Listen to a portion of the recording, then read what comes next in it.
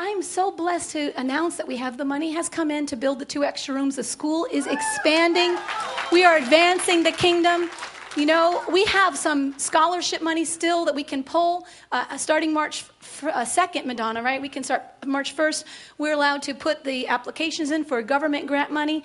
$4,000 scholarship for our academy, open right now for kindergarten, 1st and 2nd, 3rd grade. Now, we have a wait list for babies right now that are in mommy's bellies. If you've got a little baby and you want to be on my wait list, you tell me. I got 3-year-olds on the wait list for 2012.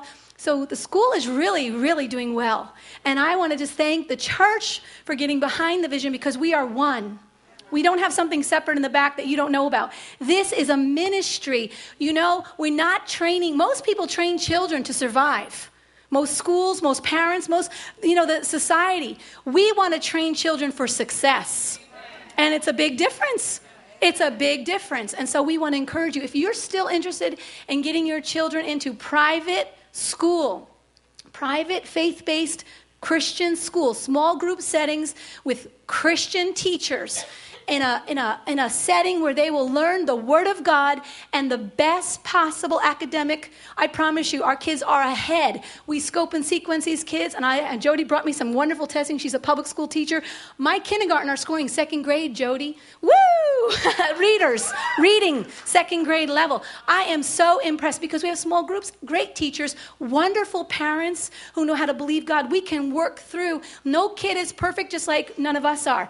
We can work through anything, amen, with the Word of God in cooperation. So we are an extension of the family. We're an extension of the parents. We're not teaching them one thing and you're teaching them another. We represent you 8 hours a day with your children. So I really want to encourage you, get on the list. It's a first come, first serve. Those grades are available for full scholarship right now. And I promise you, we're going to do the best we can to get that money for you. Amen. We want it. We're taxpayers. Come on.